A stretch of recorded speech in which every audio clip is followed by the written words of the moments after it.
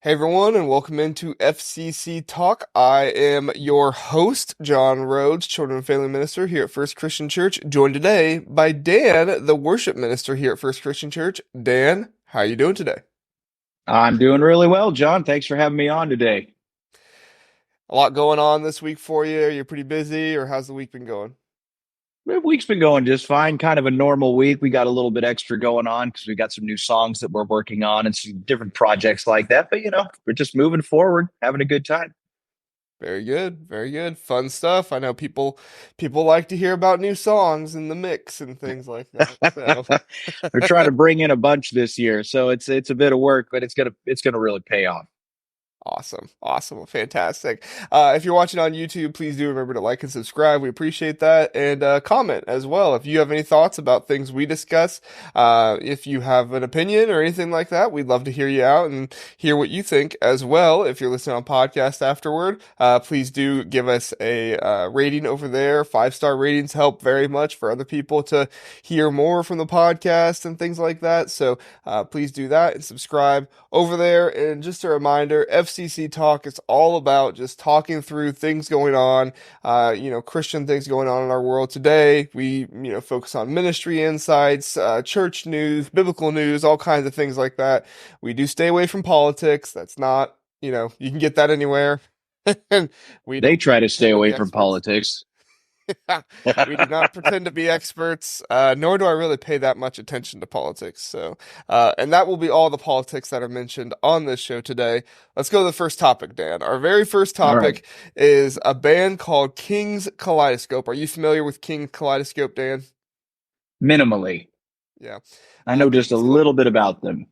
Yes, King's Kaleidoscope got their beginning, I guess you could say, with a church out in, oh, where was it? Was it Seattle, Mars Hill Yeah, the Seattle church? area. Yes, it was the church that Mark Driscoll, if you have ever listened to him or heard of his name, it's the church that he first began at and planted. And the front man for King's Kaleidoscope is named Chad Gardner. Well, Chad Gardner has some new rules for the band he wants other people to know about. Now, we could go into the deep, long history of King's Kaleidoscope. I guess it's not that long, but it's kind of deep with things that they've spoken about and some of the criticisms they've gotten in the past. You're free to look up some of those things if you would like. But essentially, what Chad Gardner is trying to explain with the release of the band's new album and a single that they just had come out. I think it's called Radiant Reason is the single.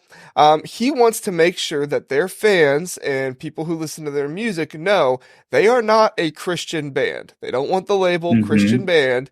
Yep. His label that he prefers for the band and for other people to know them as are Christians making music. So not Christian Hmm. band, kind of sounds like the same thing to me, Dan, but Christians making music, not Christian band.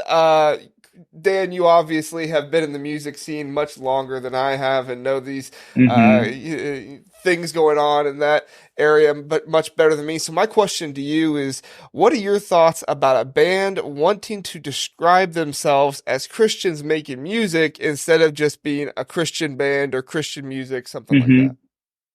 Hmm. Well, I think that it's perfectly reasonable. As a matter of fact, I almost prefer that in and of itself for myself. I mean, there is definitely a time and a place for Christian music. I think music that is specifically targeted toward a Christian audience, but especially when you start getting into some of the minutia of, I guess you could call it the scene or the industry or whatever that is, that actually carries with it a great deal of baggage. And there's a number of reasons for that. There's also a lot of positives for it as well. When I was going to school, when I was wrapping up at the Contemporary Music Center, which people may or may not have probably haven't heard about that, but it's basically a very specialized program for music industry oriented students, and it tackles it from a Christian music industry perspective. But one of the things that they talked to us quite a bit about there was the idea of writing music or exploring music that is about the light, or writing and exploring music which actually is how the world looks when you see it through the light. Okay, that to me is one of the great distinctions, because if you look at the music Christian music landscape today, the vast majority of what you see is worship music. Nothing wrong with that. Sacred music is wonderful. But I do think that there is definitely room for those that feel inspired to write about a broader range of topics, to explore things like life and relationships. Not everything. I mean, there are arguments to be made that could say, like, the greatest form of music is ascriptive praise to God, right? And I think that's true. But God did not create us to be one dimensional. And there is a lot to say artistically, creatively, and even theologically about the world around us. So I think it's reasonable. And there's also a lot of baggage being a quote unquote Christian artist. As soon as you are late, as soon as you drop yourself into that bucket, I ran into just a little bit of this with my little band that I was in for a number of years as we were touring. As soon as you call yourself a Christian artist, there is this ridiculous standard that gets applied to your life. And even now, in a lot of the Christian music, because I'm a big fan of Christian music, especially on the rock and roll side of things. I'm a big fan, but I'm in a lot of different groups and things, and there are constantly people like, well, this band had this person on as a guest. Are they actually Christian? The words, are they Right. actually Christian, pop up all the time for teeny, teeny little things. There is no margin for humanity when you call yourself a Christian artist. So there is a lot. I could see why an artist would want to create this distinction for themselves. Like, yes, we're Christians. We're going to write music that showcases our belief. This is how we see the world, and this is what we think the world needs, and this is how you know we would approach these situations. But for goodness sake, don't call us a Christian band because we don't want to be your paragon. You know what I mean? I get that. That makes sense to me. Yeah, I'm off my as you were soapbox now. as you were talking about that, I recalled, I mean, the very first thought I had in my mind when I thought about, this whole thing is, Reliant K and some of the bands back in the day with them. Reliant K, they had a lot of music that could be attributed to their faith, Christianity, and all different kinds of areas there, but it wasn't like every single song was true. I mean, they had like some of the silliest songs that I had Yeah, ever heard, but at the same time, the Sadie Hawkins dance, all those kind of things. At the same time, they Marilyn would Manson ate also, my girlfriend. yes. But at the same time, they would then also have songs that had very deep meaning, Be My Oh yeah, Escape, other songs like that, that had, they weren't overtly like, God save me, but if you read deep into it and you knew Matt Thiessen and who he was, you knew that it was an unapologetically Christian song that was very deep in meaning absolutely. for his life. And then even when you said that, I remember, oh, how long ago? I think it might have just been about a year ago.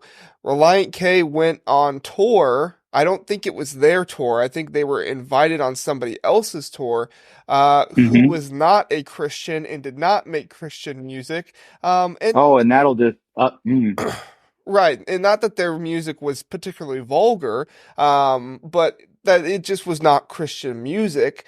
And I think there was something else about their personal life that made people not think that they should be associated with them. But the same questions were asked about Matt Thiessen and his group. It's like, well, have they just fallen into the music scene? Are they even Christians anymore? And it's, my mind, yeah, I'm thinking it's to the knee myself, jerk reaction. right, like, number one, do I like Reliant K's music that they are continuing to put out there? Yes. Do I think it's crossing any boundaries, any lines? No. And I don't know Matt Thiessen personally, so I Right, don't know why I would feel the need to judge him on a personal level and right, make a determination about his spiritual life, that I see as true because of what I know. right. And part of that too is, the profession you and I are in is, sometimes people have an idea of exactly the way we should be as ministers, that, if you are a minister, you never do anything wrong, or you're always going to do these things or whatever. And I think it's easier for us a little bit because I think people get to know us better on a personal level.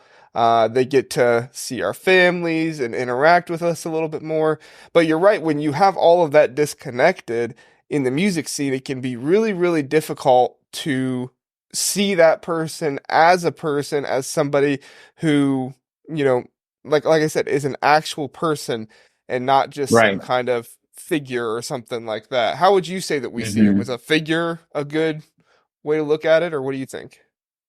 That's a very good question, and I think that that would be a little bit different for everybody. The primary thing Yeah. that I see is that people have a tendency to project their own idea of what it means to be a Christian onto other people. Okay, Good point. the scriptures, are very very guided in this way, and everybody thinks differently. Some people are very, very black and white. Some people are a little bit more in the gray. But I think that for a lot of people, um, I saw them do this thing that I don't think is Christian. Are they Christian? Because I don't think, it oftentimes comes down to what we personally believe that a Christian should be.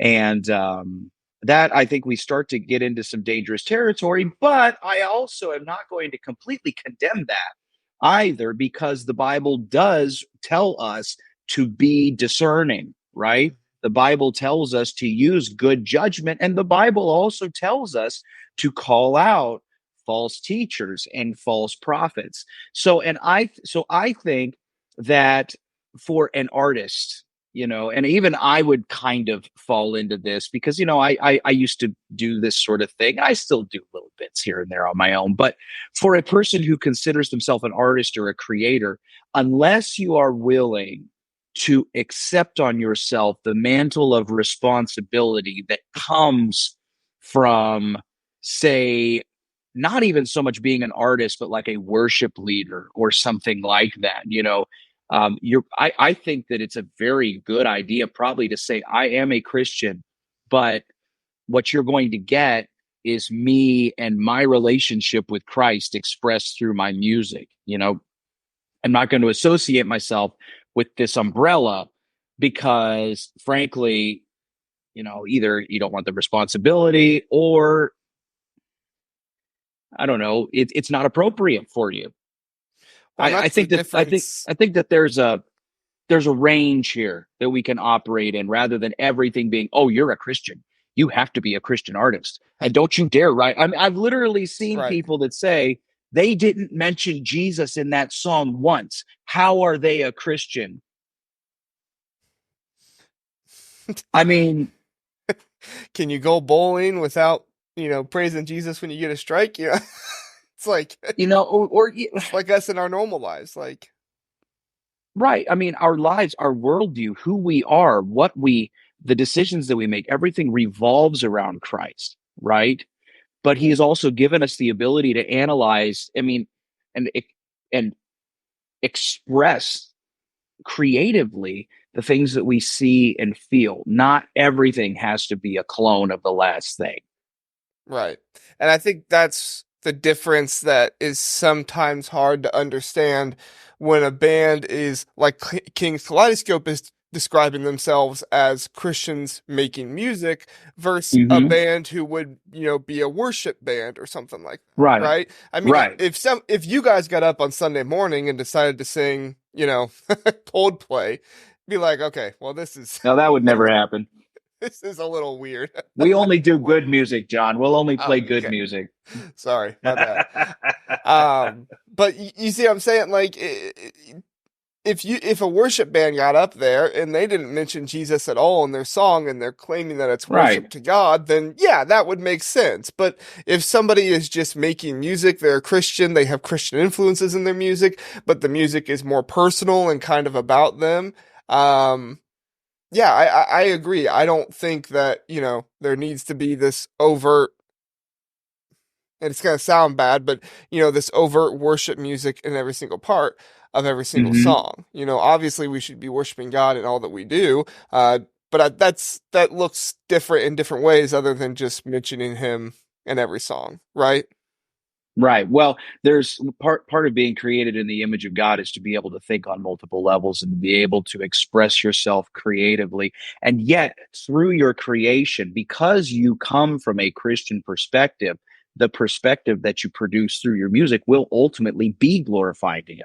Just because you're not writing songs of direct ascriptive praise and using the same verbiage that everybody else is using, because we've almost created a language in worship music. I mean, how many songs can you think of where they use the phrase, you break my chains, or some Yeah. variant thereof? Yeah. It's basically a trope at this point, and it's in so many songs, right? Yeah. There are other ways to express that idea aside from just saying the same line that everybody else has used. So I'm in support of it, but I do just want to add real quick, because I feel like this is a very deep argument. We could go on, we could have an entire hour just Oh on yeah. this topic, but I also have concerns about the other side with artists who call themselves Christian, but treat their business endeavors as if they are not. Okay. There is no such thing as a night of worship that you buy a ticket for. Okay. There is no such thing as a night of worship where there's a door charge. Okay. If you are going to be leading the people of God in worship of God, that should be open to all. You can charge for a ticket because you are working and you deserve to receive payment for your hard work. However, don't call it worship, because at that point, it's a show. Okay. And there's nothing wrong with that. But I do get tired of people on the other side of the spectrum who are capitalizing on the idea of being a Christian rather than being honest about what their true intentions are. That may seem very judgmental, but after having seen behind the scenes for a number of years, I am very, very skeptical about a lot of that side of the industry as well. No, that makes total sense to me. So you're saying I won't have to buy a ticket on February 16th for the worship night, huh? You are not, no, just show up. Good, good. All right, Dan, I think we covered that really well. Appreciate your thoughts there. I always like talking about the music stuff. It's I think people find it interesting, and I know I do. So, our next article that we're going to talk about, this one comes from the Gospel Coalition, as per usual. I love the Gospel Coalition. Found a lot of not just stuff for the show there, but also just stuff that I read personally. And this was actually one that I read that I wanted to discuss. I was just reading it personally, and I thought this one needs to be discussed on the podcast. And the title of the article is The Most Pessimistic Religion in the World. Now, it's written by a man named Jerry Rundown. I don't know how to say his last name, but and he is up in Dearborn, Michigan. Are you familiar with Dearborn, Michigan, Dan? Just ish. I know the general area. Yeah, it's one of the largest Muslim, capacities of people in America. And so there's a lot of mission work being done up in Dearborn, trying to, Mm-hmm. help people that, obviously have a, spiritual connection with God there, Mm-hmm. but they don't obviously have, the same beliefs that we do. And so there's a lot of missionaries going up there trying to spread the word of Jesus and his love and those different kinds of things to the people up there. And this the writer here, Jerry, he actually goes through some of his conversations that he'll have with Muslims Mm-hmm. when he is evangelizing to them. And I'm just going to read one of his conversations that he puts out there. He says, "I often say, I'm curious, talking to the Muslim person, what's the core that Christianity and Islam share? What makes our religions so similar?" Well, at the end of the day, the response usually goes, we're all trying to live the best lives we can to please God and to get into heaven. And Jerry will respond, what if I told you that Christianity is far, far too pessimistic to believe that? In fact, I think Christianity is the most pessimistic religion in the world. And what he's trying to get at there is that the Muslim or whoever that he is speaking to in that situation says that they're trying to live their best lives to please God and get into heaven, where Jerry is saying there is nothing that we can do to please God. There is nothing we can do to earn our way into heaven. In fact, Yeah. we are, you know, dirty, rotten sinners who need somebody to come save us. And that's the Hmm. pessimism that he's getting at here, is that we need Jesus to save us because we are so dirty, we are so rotten, we are so sinful that we need Jesus to save us because there's nothing we can actually do to please God and get to heaven. Dan, what's your reaction to this method of evangelism that Jarrett uses? I think it'd make a great song. Um, I think it's interesting because this is an interesting conversation. Using the word pessimistic, I know why he does it. Sorry, I dropped I my know earbud. why it's okay. I know why he uses the word pessimistic. It's very attention grabbing. It's kind of out there. I'm not sure I'm a big fan of the word pessimistic, but I tell you what, it would definitely get somebody's attention. I tend to It caught think we're my the most attention when, yeah. I mean, it got mine too, and it was a very interesting article. And this guy, I'm sure he understands what it takes to communicate with people from a Muslim background far better than I do. And so, obviously, he knows how to implement this tactic because what he's really doing is he's stimulating that part of their ideology that differs from Christianity. Because really, and he also referenced in this article, which I've seen this before, that Muslims are basically taught that they and Christians are basically the same, right? Hmm. But what they don't understand is that could not be further from the truth.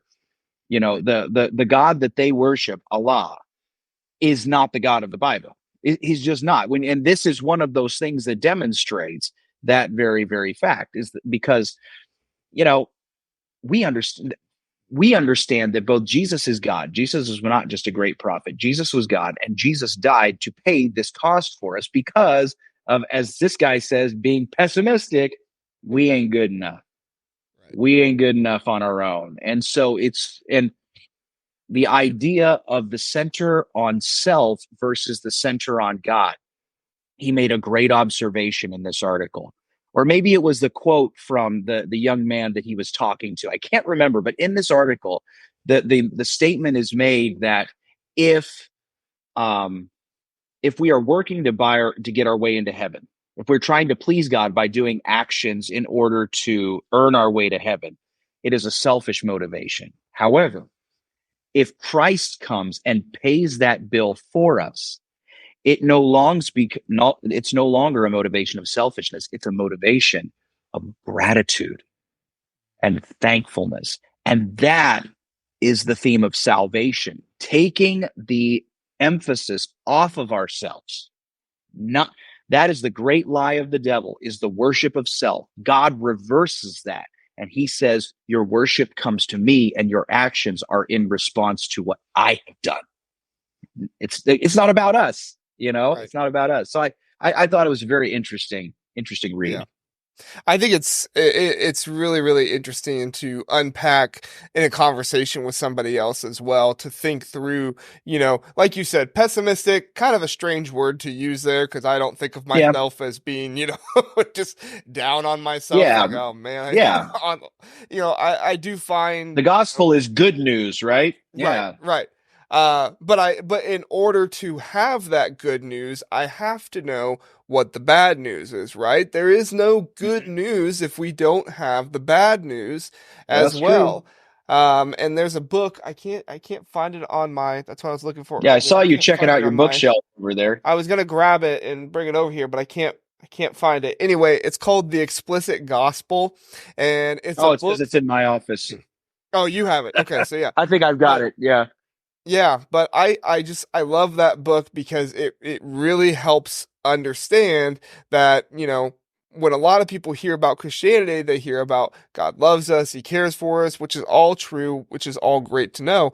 But the reason why we have to have him is because we need him. And that's the That's part of right. Christianity that's not as fun to talk about, is that we are dirty, rotten sinners. There's a Hmm. guy on YouTube called Cliff Connectly. who talks Okay. about this. He goes to Christian campus, or not Christian, he goes to college campuses College. all over Mm. America, and he will look at people in the eye and say, I'm glad you love yourself. If I didn't have Jesus, then I would be very, very upset with myself quite often because I see myself as a dirty, rotten person.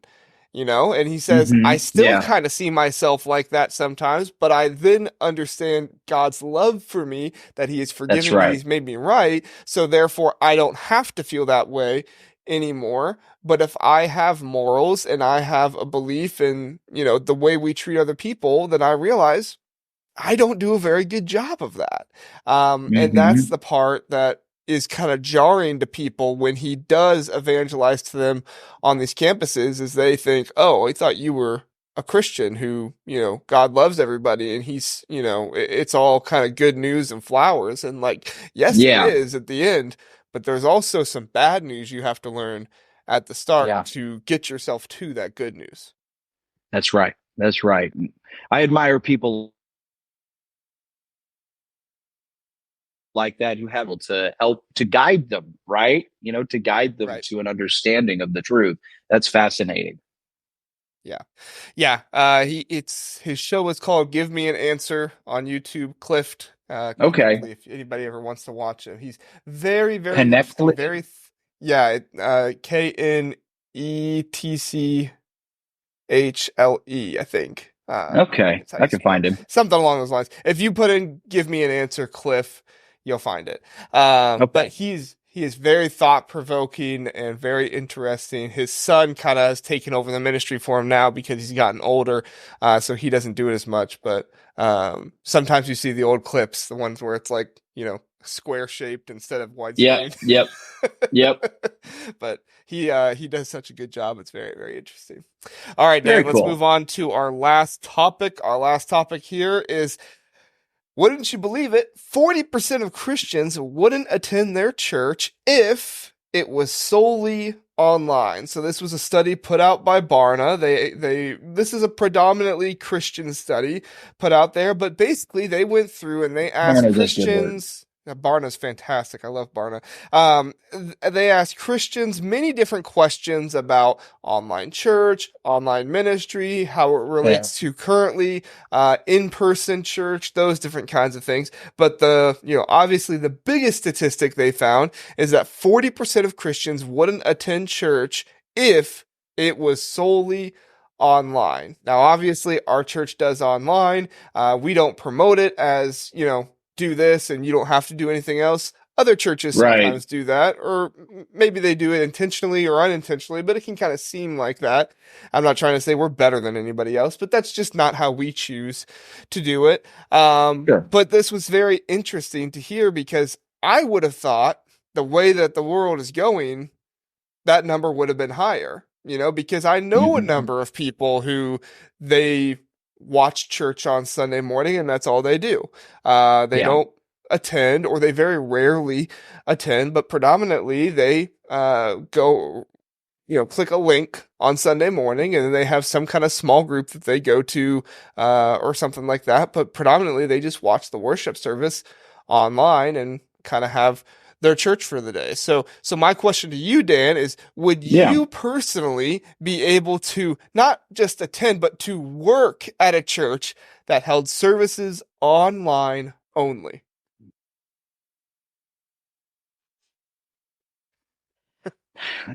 It all depends on what the circumstances were that the church was online. You know what I mean? Yeah, There's so many other factors. I mean, I think if we just got to the point where we said, you know what? We don't really want to pay an electric bill anymore. Property taxes really, I don't know if I could do that. You know what I yeah, mean? I mean, maybe in an extreme circumstance. I remember when the COVID thing was really big, and things were really, really weird for a while there, and all we had was online. Yeah, I played the game, but and it was okay, but I certainly wouldn't want to still be doing it that way. I am I mean, if my only church personally, like if I wasn't in the position that I'm in and my only option for church was online, I would participate. I wouldn't be one of those 40% of people that'd be like, oh, either I'm in the building or nothing else. But we're also definitely not to a place in our society yet where we have that worry. Now that who knows 10 years from now, right? Right. Socially, technologically, where things are going to be in a decade, Right. no one can say.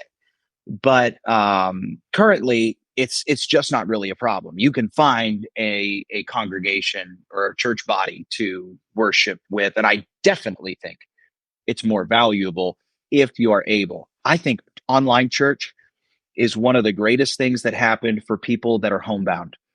For people that or are dealing with illnesses, or you wake up, you don't really have to miss church anymore, right? If you wake up on Sunday morning and you're sick, you flip it on, you still catch the message, catch the announcements, be up to date on what's going on, and that's great. And then you're back in the seat next week when you feel better.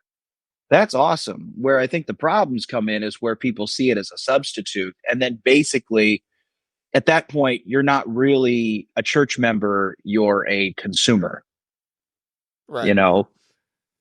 But Yeah. that's my opinion. Another piece that they put out there is 7 in 10 Christians say building community is more meaningful in person than it is online.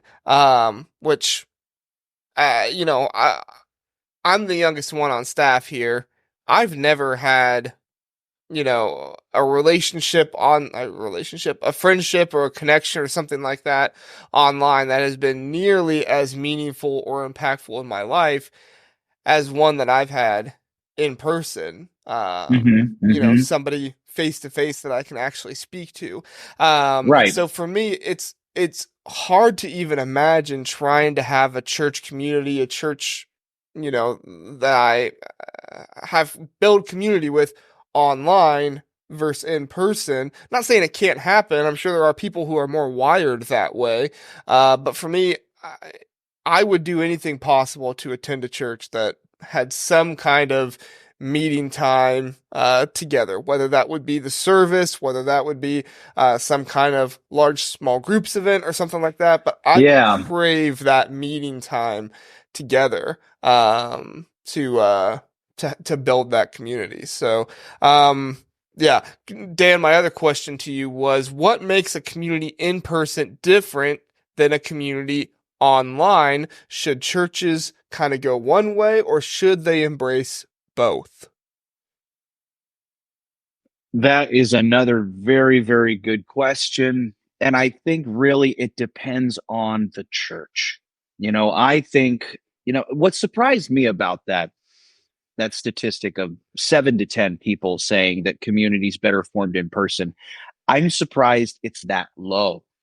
I would think that it would be more Too. like 9 out of 10, honestly, Mhm. but what I would love to see is that statistic broken down by age. I really would. That would be fascinating to see, because one of the things that I've learned, realized, and actually I've heard a story about this recently where a guy was talking about an interaction he had where he got to know somebody through social media and then found out that it was actually a relative of the person that he was getting to know, who was kind of taking advantage of this other person's social media accounts. So he was a bit deceived. What amazed me was the intensity of his response to that, because he genuinely believed that he was having real meaningful contact with another human being through social media. To me, that's a foreign concept, because when I look at the internet, when I look at interactions through the internet, I don't even consider it a real interaction. I don't look at it as really connecting with another person. And so if I found that, I'd be probably more like, oh, well, that was weird. I won't do Yeah. that again. That kind of thing. I wouldn't be heartbroken and betrayed, and the some of the extreme emotions that he displayed. But anyway, I only bring that up to point out that there are many people who are much younger than myself who interpret what I would consider to be very surface level online interactions as true human interaction, which I believe Yeah. is why that number is lower than I expected it to be. Where people, think about that, 30% of Christians think that you can build meaningful relationships across a keyboard and a monitor. That is mind blowing to me. Okay. Um, and so, anyway, your question was Oh, what should format should churches we embrace? embrace? Yeah, like should churches Yeah. embrace both? Should they just focus on one? Obviously, we don't focus too much on an online Yeah. community for our church. I like the way that we do it. Honestly, I really do because we have it as an option and we do encourage it for people that need it who can't get here.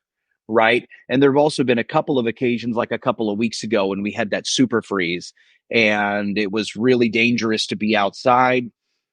And we had over 200 people online that day because, and so for me, it's like, okay, that worked. Right. That was a good day to have an online church service, but we don't encourage anybody. We encourage people to come in the building. It's like, this is a resource. We have this, we offer this. It's really convenient. It's good. We encourage you to use it when you're not able to be here, but please do yourself a favor and come to church. Yeah, I really like that Barna put together kind of a list here of things that churches do, and they had people vote on if they were more meaningful in person or more meaningful online. Did you see this list, Dan? Yeah. I think Yeah. that's what I'm looking at right now. Yeah. Yeah. They I'm listed actually things looking at it. like children's ministry, meeting people's physical needs, emotional support, welcoming visitors, ministry to Mm-hmm. the elder or to the elderly, building community, opportunities to serve, opportunities to lead, discipleship, encouragement, worship, growing closer to God, prayer, listening or learning from the sermon or message, listening to the sermon or message. It was no surprise to me that on this list, the things that people felt like could be more meaningful online were learning from the sermon or message and listening to Sure. the sermon or message. Um, but worship wasn't How right do you there. do? Yeah, no, go ahead. Yeah, go ahead. I was just gonna say worship wasn't right there with it, like because that's typically a part of the worship service as well as the speaking, the preaching, the Mm-hmm. prayer, Yeah. communion, offering, those things. But worship wasn't down there with many of those things. Growing closer to God was actually voted to be what more meaningful or about the same than worship was. What was your reaction to some of these things, Dan? These numbers made a lot more sense to me. Although, once again, with certain things, I just don't know understand what people are thinking. You know what I mean? And that's one of the challenges of being in ministry is trying to understand. It's like, okay, where are people coming from? How are they thinking about these things? What is their motivation? Like, for example, the fact that I mean, only 72% of people think that children's ministry is more meaningful in person. Once again, that just blows my mind. Now, there's a margin in there. There's 18% of people here that say it's about the same, whether it's online or in person for children's ministry. To me, it's like, that's a complete no brainer, right? It's like, Yeah. get the kids to church. How do you even As do that somebody over a who computer? does children's ministry, I can tell you it's a lot more meaningful in person than Can trying. you imagine trying to sit across from a webcam with a kid on Sunday morning to try to teach them a lesson or something like that? I just that one's out there for me. However, it doesn't, like you said, it doesn't surprise me. Like the number one thing that's about almost break even is listening to the sermon. That one's about as effective and that's also the easiest part of the service to translate online. Okay. Because it's one person on the stage, it's non interactive, it's from the pastor to the congregation, you're receiving the information that he's presenting. So that one does make more sense to me. Um, but yeah, worship's pretty close to the bottom too. And that doesn't really surprise me that it wasn't further down just because it's also really hard to translate music online. Yeah, it's really hard to capture that and have a Well, and really good live production. I've had people Go tell me, ahead. it's weird sitting in our living room trying to worship, sing along with the worship songs. Most It's people are going to end up just watching. yeah, Yeah. yeah. Or you're sitting on your couch and then you say stand up for worship and then you're standing up in your living room and it's just like I said, it's not that it can't be done, but um, over 2020 and 2021, when we were doing a lot of our services online, I had the same thought where Hannah and I would be sitting there together, and the music would be playing, and we'd be trying to, maybe sing along and do some of those things, but it just feels weird when it's just you and one other person Right. singing together instead of, Right. a room full of corporate worship. So yeah. Yes. The one thing, and this is just a funny thing, and it's not really anything critical, and just in my mind, it doesn't compute, but the meeting people's physical needs, how is that more meaningful Yeah. online? People voted 72% more meaningful in person. Okay. Uh-huh. 18% about the same. How? 10% more meaningful online. How? I'm sure there's something else to it that they described it with, but I'm like, if I'm going to meet It's Dan's weird. physical needs, then I have to be physically with Dan to, you know, help him. If Dan needs pushed in his wheelchair, I can't be sitting on the phone saying, "You can do it. I'm pushing." It doesn't. Maybe someday we'll just have VR church where we all control a robot or something like that, and then maybe that'll happen. But we ain't there now. There we go. Yeah, I like that. All right, I think we exhausted that one, Dan. Dan, we'll get into we'll get into the next part. What you eating? What you watching? What you reading? Is there anything going on in your life that you want to share? Anything new that you're involved in, or anything like that? Oh, not a whole lot of new stuff. I've been eating a lot of deli meat recently. I Oh, get into these nice. kicks where I really enjoy deli meat. I am currently reading to my boys. We're reading back through the entirety of the Chronicles of Narnia. That's always a fun thing. I've done that. I don't know. I've done it about every 7 or 8 years with the guys. We read through the Chronicles of Narnia, and that's always good. There's so much to be learned from those stories. You know, imagine if C.S. Lewis. I think back to the Christians in a band, thing. That are you a Christian band or are you not? What and apply that to C.S. Lewis as an author for a second. What if C.S. Lewis was only ever allowed to write theological books, and Yeah. we would not have the Chronicles of Narnia? You know what I mean? It's like there's God built us to be so diverse and deep. So I'm reading that to the boys. I'm not watching anything right now except old Simpsons reruns. That's basically it. 'Cause I don't really have a lot Uh, of time for TV. yeah. Oh, it's better to be reading anyway. Are you reading to them? I think you said before, like before bed and stuff like that. Yep, we've done that Yeah, for years. that's awesome. Where put the little guys into bed, and then, well, actually, okay. So parenting win. I figured out that my boys, they're really, really into like Japanese anime. They're really, really into anime, and so I was like, okay. How can I connect with my kids?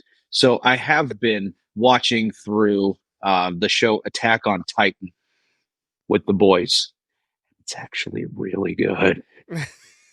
I had I had to get used to the visual style because I'm not an anime fan. I do not Yeah, like the way anime looks, but it has some of the best writing I've seen in a show in years. So that's been pretty fun. Yeah, yeah. We watch about one episode a night if we can. That's about 25 minutes, and then that's what we get. yeah, That's been fun. yeah. Writing's kind of gone downhill in a little bit of TV lately. So if you can find something with good writing, that's nice to latch on to. Mm-hmm. Um, I've been watching The Office lately. Not as many sports on Yep. right now for me to watch, but Can't go college wrong there. basketball. Yeah, college basketball. The Super Bowl in a couple weeks. Hannah's all excited about that because Taylor Swift is dating one of the football players, and so it's the only time that my wife has ever asked me if a football team won or not. And she asked by saying, "Hey, did Taylor Swift's team win?" And I said, "Hannah, Taylor Swift does not play for the Kansas City Chiefs." "Yeah, but it's her team, right?" Which I don't really care, but to some other football fans, What they does that can't even stand that. mean? They can't stand that. So, but Wow. yeah, she asked me the other day if we have any Super Bowl parties that we're going to, and I said I don't know of any. So she's currently planning one. I never thought that my Oh, wife would be planning a Super Bowl party, but when Taylor Swift is are you involved, proud? Are you uh, proud? mixed emotions. Mixed emotions. Yeah, but we'll have fun with that. We're going down with some of her friends that she teaches with, and I'm sure we'll watch the game and have fun with that. But yeah. So, um, Dan, before we get out of here, you got a Bible verse or anything that's been on your mind or on your heart or anything that you want to share with the people a little bit? um, yeah, hang on here just a second. No, I actually saw something the other day. We were talking about the idea of the Sabbath, right? We were talking about the idea of the Sabbath and the importance of the Sabbath and the importance of rest. And I once again, the whole idea of the article we read about communicating with Muslims and the way that we can think we are similar, but our perceptions cause us to really end up in the end to be believing in two very different things. I just thought Hmm. this was interesting.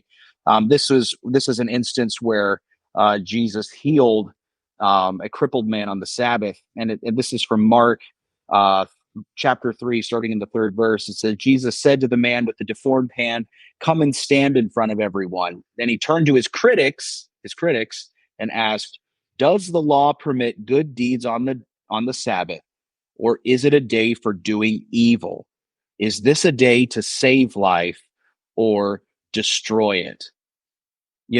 When Jesus came, his entire one of his big things he did was take human expectations and flip them on their head, right? And so oftentimes we'll take something, and I think of this with like the whole Christian music, super critical.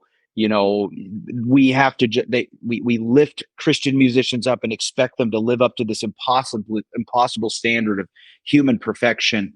We do the same thing with pastors, kind of like what the Jews did with the Sabbath, right? Where they said, not only did God command us to rest, but we're also going to say, you can't walk this many steps. Hmm. You have to do this. You have to have this done by sundown.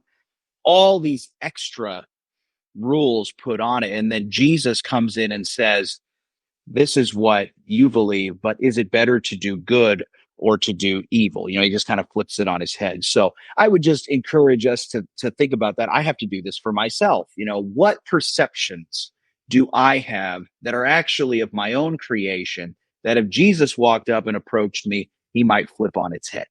And the only way to really know that is to be a good student of the scriptures and let him speak to us through the truth he's given. Yeah, yeah, no, that's a great point, and it goes back to, our beginning conversation, projecting what you feel like you need to do, because obviously some of those things they chose to do because they didn't want to overwork on the Sabbath, and so they said, well, Mm-hmm. um, you know, I sometimes it would even get as big as and they taught us this in Bible college, that sometimes it would even get as big as they tie a rope to themselves and they tie a rope to their bed, and once the rope got tight, that was the Yeah, that they've was the gone call. too far. Oh, Yep. you've worked too much today. Go back home, because you've gone too far.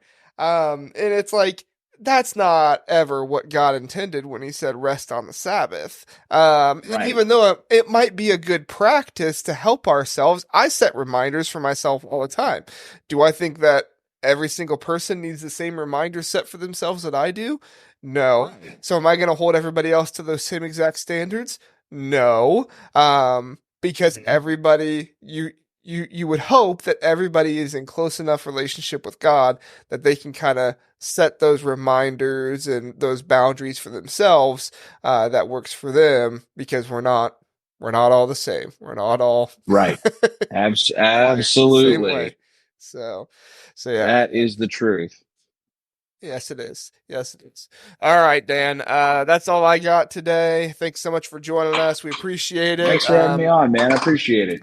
Of course, we'll try to get Chris on next week. He's a little bit more hit or miss. If we can't get Chris on, Might try to get Shaylee on again. She hasn't been on for a while, but we'll figure it out. This is kind of like a week to week thing, folks. It's kind of like every Monday I'm like, hey, who can do this on Thursday afternoon, and then we can post it on Friday. So we'll see. But hey, definitely, if you have listened to this, let us know. Tell us if you like listening to it, what you think. We want to keep Please. doing it if it is something that you all enjoy. And if you don't enjoy it, just tell us, hey, we don't really listen to it. That would be nice to know too. So, But they would have to listen to it to know that you want them to tell you that they don't listen to it. oh, that's true. Yeah. So that doesn't We make any have a much sense. conundrum. Yeah. So we'll know you're fibbing.